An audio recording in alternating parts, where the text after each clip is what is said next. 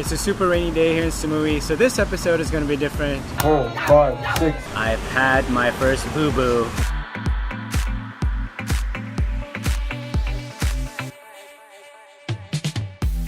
You lay there on the kitchen floor. I am now in Yangon, Myanmar, and I roped in another person. Meet Ruben.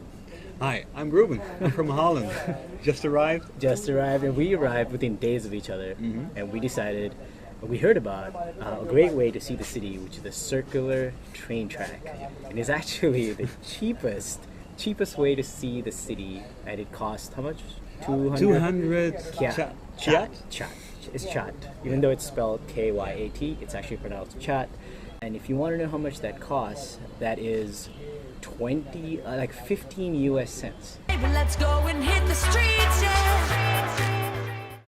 Ruben and I hopped into a cab and off we went to the train station. The cab didn't really drop us off in the right place, so we weren't entirely sure where we were, so we had to ask directions. The people around didn't really speak English, but after a lot of hand signals, they pointed us in the right direction. After all, we were by train tracks. We had to be in the right place. After a little bit more walking, we eventually found where we needed to be. We finally got on the train.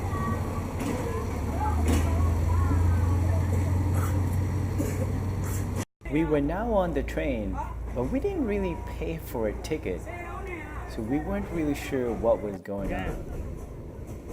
The train itself was really comfortable, and the view outside, it was a lot of green. We were now leaving the Yangon area and into the surrounding countryside. Trees, garbage, trees, garbage, trees, garbage. Air conditioning was non-existent on the train, so the sweat came trickling down. Woo! While we cruised along, we had the distinct pleasure of sitting next to the most cheerful monk in all of Myanmar. His English was pretty good, so we continued chatting with him while we cruised along. He asked us what our plans were and if we've gone to any other places in Myanmar, like Bagan. We told him we just arrived and we were taking this train to see the city. But suddenly, the train came to a complete stop and we were asked to get off the train. After looking at a map, we had realized we didn't go very far.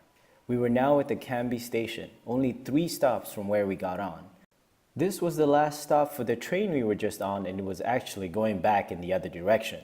We found a map in English and we figured out where we needed to go. We also took this opportunity to actually buy a ticket. With our tickets in hand, we knew where we needed to go. We were going to stop at the Myanmar bazaar, which is a local market that our guest house owner recommended we go check out. We boarded the right train and off we went. Next stop, Myanmar bazaar. So I'll keep running, running, running for you.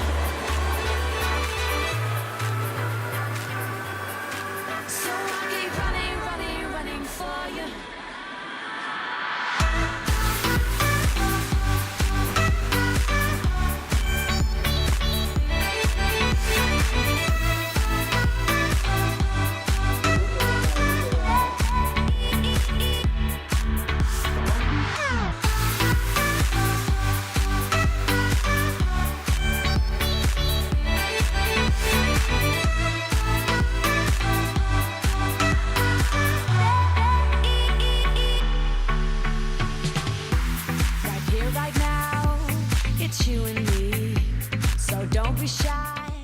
Looking back at it, the Myanmar bazaar is not really tourist friendly. It was really a local market. If you're after a local experience, then the Myanmar bazaar is for you. I was happy to get the hell out of the market and back on the train. This time, we sat way in the back by the cargo compartment.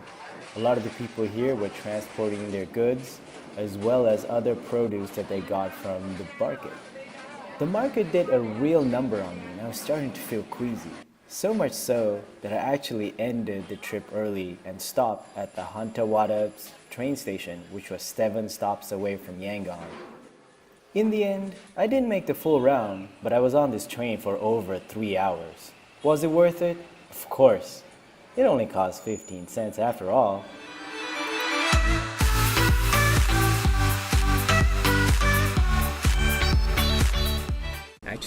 let's change places because I'm darker than you, so it's easier to brighten.